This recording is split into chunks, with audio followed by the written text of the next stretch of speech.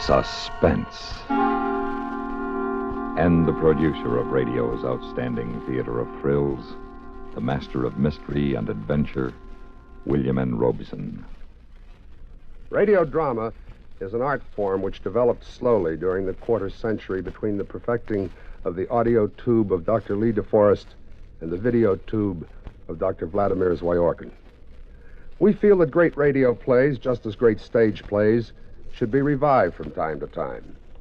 So, we are presenting a revival of one of the most famous radio plays of all time, Lucille Fletcher's unforgettable Sorry, Wrong Number. And of course, there is only one actress in the world entitled to play the leading role of the harassed Mrs. Stevenson. She who created the role 14 years ago, Miss Agnes Moorehead. Listen then to Sorry, Wrong Number, which begins in exactly 1 minute. We have, together, ample capacity and freedom to defend freedom. This is NATO, the North Atlantic Treaty Organization. Day after day, month after month, since April 4th, 1949, the activities of the North Atlantic Treaty Organization have moved steadily forward on many fronts. This complete cooperation must and will continue because the concept of national self-sufficiency is out of date. Countries of the free world are interdependent, and only in genuine partnership and by combining their resources, sharing tasks in many fields, can progress and safety be found. The United States of America is a part of NATO. You should be aware of and alert to the objectives and programs of the North Atlantic Treaty Organization. And now, Sorry, Wrong Number, starring Miss Agnes Moorehead. A tale well calculated to keep you in suspense.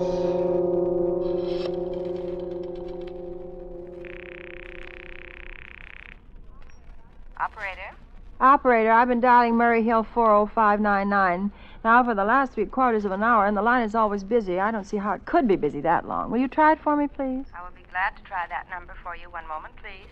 You see, it's my husband's office. He's working late tonight, and I'm all alone here in the house. My health is very poor, and I've been feeling so nervous all day. I am ringing Murray Hill 40599.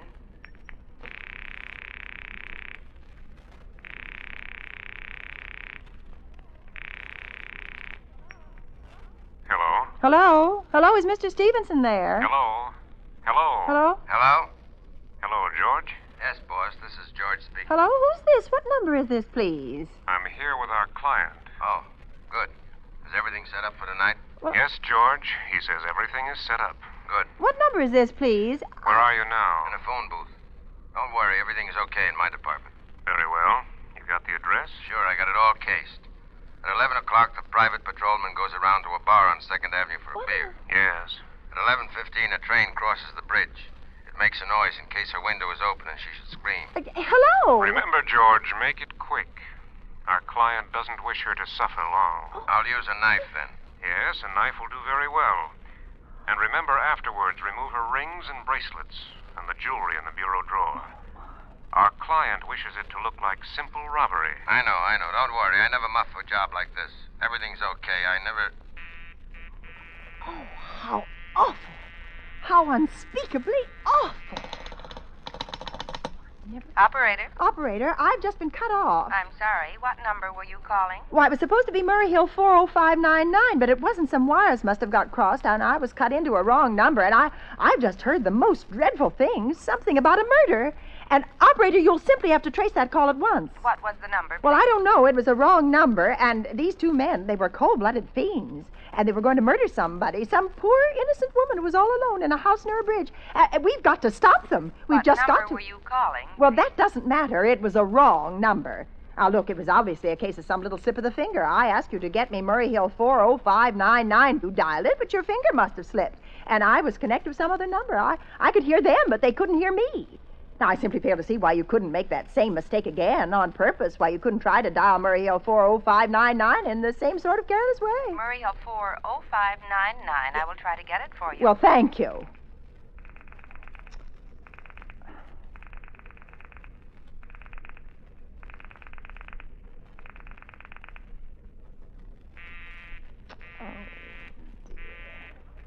sorry. Murray Hill 40599 is busy. But, operator... Yes, ma'am? You didn't try to get that wrong number at all. I asked you explicitly, and all you did was dial correctly. I'm sorry. I will connect you with the supervisor. Well, please. This is the supervisor. May I help you? Yes, I want you to trace a call, a telephone call immediately. I don't know where it came from or who was making it, but it's absolutely necessary that it be traced because it was about a murder that someone's planning.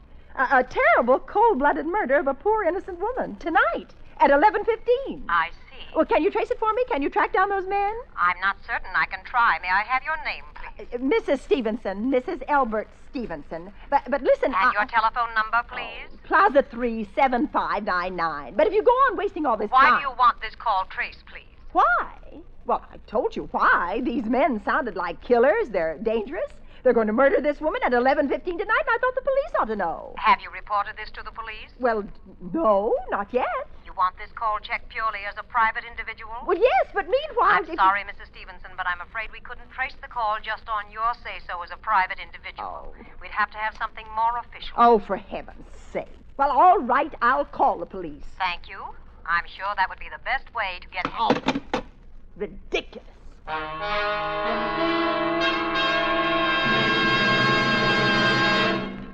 The second act of Suspense continues in 1 minute. Another visit with Joe and Daphne Forsythe. Hey, honey, I'm home. Daphne. Drop dead. Uh-oh, what's the matter, honey? Don't you speak to me, you Don Juan. Don Juan? Daphne, I'm no Don Juan. No habla español. Very funny. Ha, ha, ha. Well, it was no prize winner, but... Neither are you Lothario. I've often wondered, what's a Lothario? I don't know, but that's what the wives on TV always call their husbands. I guess it applies. Do you want me to go out and come in again? As far as I'm concerned, you can go for a long walk, preferably on a short pier. Well. Oh, come on, Daphne, what's wrong? Your good friend Harry called, and he spilled the beans. Which beans? He said, quote, "Tell Joe he was right about those blondes. They're great," unquote. Blondes? That's what he said. Well? He didn't say blondes. He said bonds. Savings bonds. What? Sure, I buy 'em on the payroll savings plan. And I told Harry he ought to do it, too. Savings bonds have a guaranteed interest that pays back $4 for every 3, which is a pretty good investment. That's a pretty good story, too. It's true, so help me. That's why Harry's so happy. Savings bonds are great. Well, maybe you're right. You wouldn't really fool around with blondes, would you? You're too faithful and sweet and kind and... Fast talking. And now, we continue with Act 2 of Sorry, Wrong Number, starring Miss Agnes Moorehead. A tale well calculated to keep you in suspense.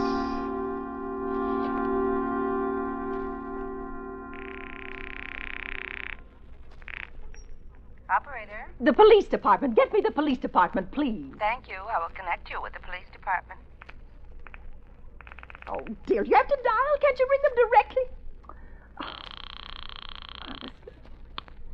Police Station, Precinct 43, Sergeant Martin speaking. Police department? Oh, this is Mrs. Stevenson. Mrs. Elbert Smythe Stevenson of 53 North Sutton Place.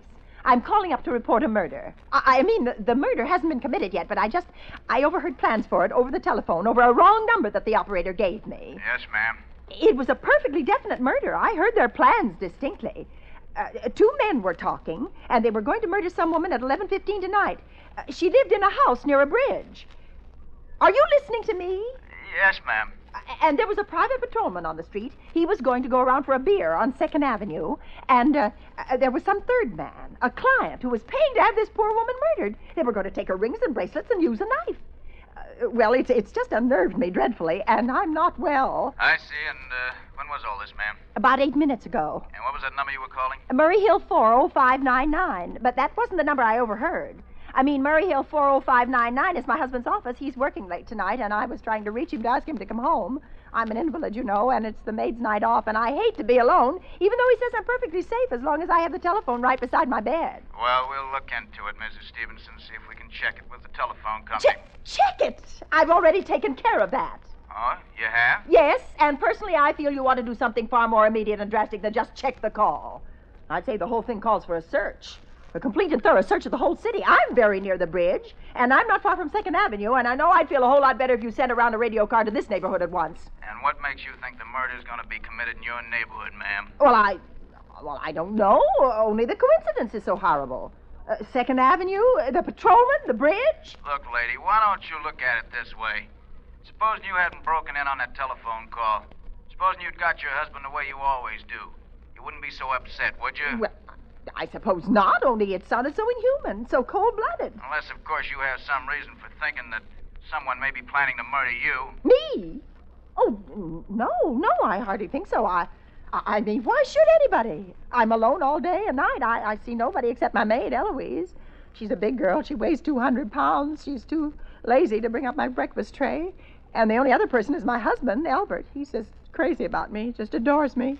Waits on me hand and foot, has scarcely left my side since I took sick 12 years ago. Well, then there's nothing for you to worry about. Now, if you'll just leave the rest of this to us, we'll take care of it. But what will you do? It's so late. It's nearly 11 now. We'll take care of it, lady. Well, will you broadcast it all over the city and send out squads? And warn your radio cars to watch out, especially in suspicious neighborhoods like mine. Look, lady, I said we'd take care of it. Just now, I've got a couple of drunks here that require my immediate attention. Good night, ma'am, and thank you. Oh, you idiot. Oh. Now, why did I hang up the phone like that? Now he'll think I am a fool. Oh, why doesn't Albert come home? Why doesn't he? Get the operator again. Operator? Operator, for heaven's sake, will you ring that Murray Hill 40599 number again? I can't think what's keeping him so long. I will try it for you. Try.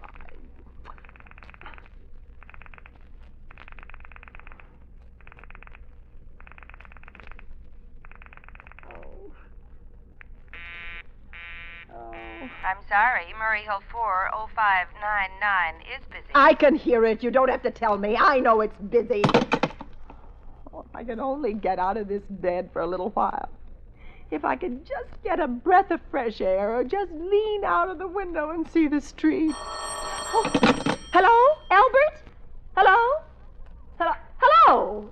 Oh, what's the matter with this phone? Hello? Hello? What in the world? Hello? Hello? Oh, for heaven's sake, who is this? Hello? Hello? Hello? What in the world? What are they trying to do to me anyway?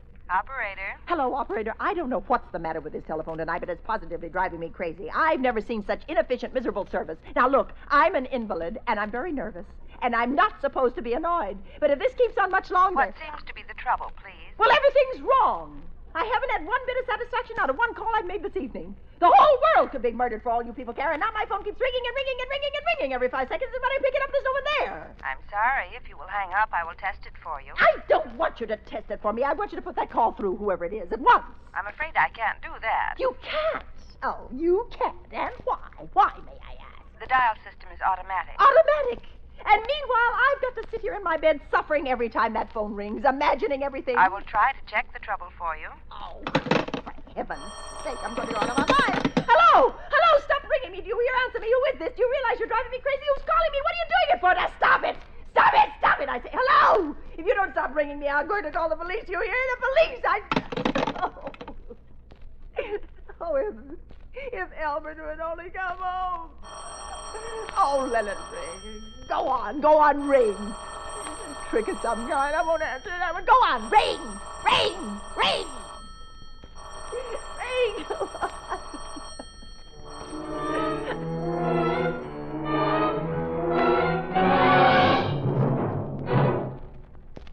Act 3 of Suspense follows in 1 minute. Can an act of heroism be symbolized? It can and is in one of its most distinguished forms by a medallion of gold bronze bearing the Great Seal of the United States, surrounded by a blue enameled band inscribed, "For Distinguished Service." On the reverse side is a group of flags representing the Allied nations. The medallion is suspended from a plain bar attached to a ribbon with vertical stripes of red, white, and blue. This is the Army's Distinguished Service Medal, awarded to military personnel for exceptionally meritorious service to the government in a duty of great responsibility. This medal also has been awarded to military personnel of other countries, notably the leaders of the Allied troops in World War I, General Petain of France, Field Marshal Haig of Great Britain, and Lieutenant General Diaz of Italy. In nature and background, the Distinguished Service Medal is somewhat similar to the Legion of Honor bestowed by France. Only a few are worthy. Only a few can measure up to this symbol of selfless dedication, a vital and living form of freedom. And now, we continue with Act 3 of Sorry, Wrong Number, starring Miss Agnes Moorehead. A tale well calculated to keep you in suspense.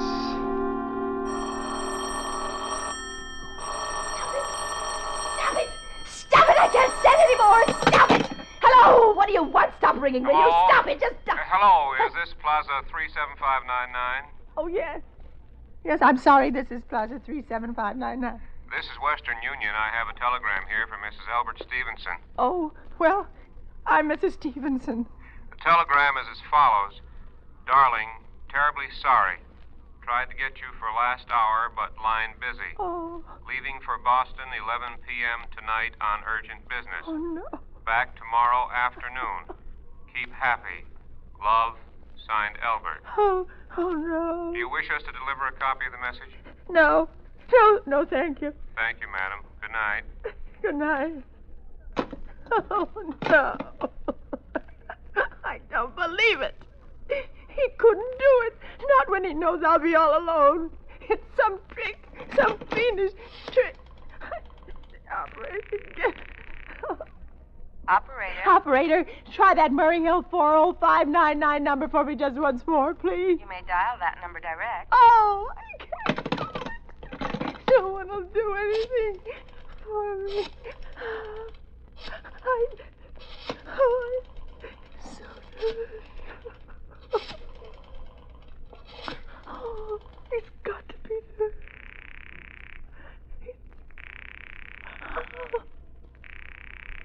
Oh, he's gone. Oh, Albert, how could you? How could you? I can't be alone tonight. I just can't.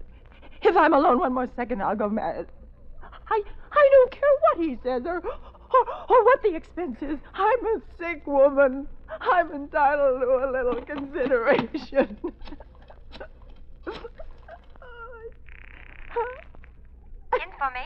Information. I want the telephone number of Henchley Hospital. Henchley Hospital?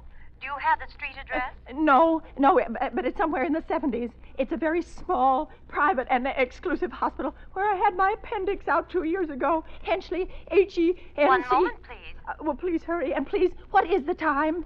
You may find out the time by dialing Meridian 71212. Oh, for heaven's sake, I've no time to be dialing.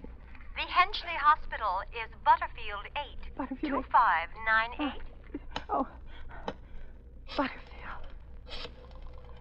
8 2 5 9 8.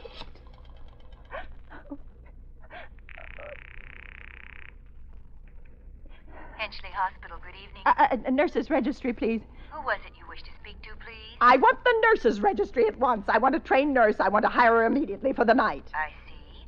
And what is the nature of the case, madam? Nerves. I'm very nervous. I need soothing and companionship. You see, my husband is away. Have you been recommended to us by any doctor in particular, madam? No. And our superintendent has asked us to send people out only in those cases where the physician in charge feels it is absolutely necessary. Well, it is absolutely necessary. I'm a sick woman. I'm very upset. I'm alone in this house, and I'm an invalid. And tonight I overheard a telephone conversation that upset me dreadfully. In fact, if someone doesn't come at once, I'm afraid I'll go out of my mind. I see. Well, I'll speak to Miss Phillips as soon as she comes in. Miss Phillips? And what is your name, madam? When do you expect her in? Well, I really couldn't say. She went out to supper at 11 o'clock. 11 o'clock? But it's not 11 yet. Where's my clock? Oh, my clock has stopped. Oh, what time is it? Just 15 minutes past 11. Oh, what was that? What, madam? That click, just now, in my own telephone. As though someone has lifted the receiver off the hook of the extension phone downstairs. I didn't hear it, madam. Now about... But I did! There's someone in this house. Someone downstairs in the kitchen, and they're listening to me now. I won't pick it up. I won't let them hear me. I'll be quiet and unhealthy. But if I don't call someone now, while they're still down there, there'll be no time. I've got to get the operator. I've got to get the operator. Operator. Oh, please. Operator? Operator, I'm in desperate trouble. I'm sorry, I cannot hear you. Please speak louder. I don't dare. There's someone listening. Can you hear me now? I'm sorry. But you've got to hear me. Oh, please, you've got to help me. There's someone in this house. Someone who's going to murder me, and you've got to get in touch with him. There it is. Did you hear it? He's put it down. He's put down the extension phone. He's coming up. He's coming up the stairs. Oh, give me the police department. Give me the police department. One moment, please. I will connect you. Please. Get the police. Somebody's got to hurry. Get the police, please. Oh, I've got to... What do you want? Oh, don't come near me. Please, I haven't hurt anybody. Please, please don't hurt me. Please, I haven't done anything. Ah!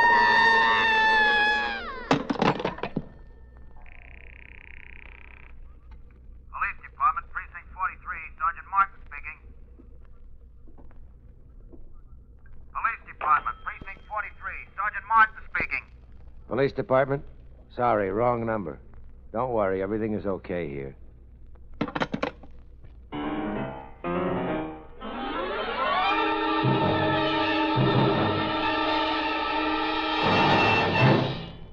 Suspense,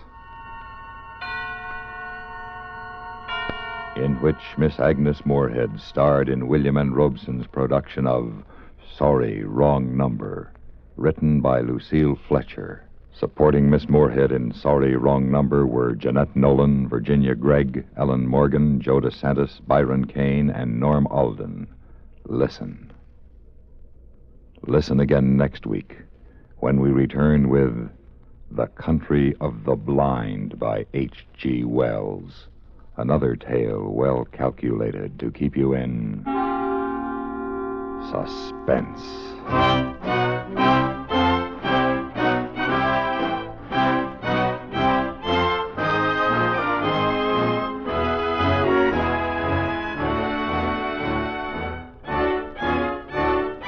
Suspense has been brought to you through the worldwide facilities of the United States Armed Forces Radio and Television Service.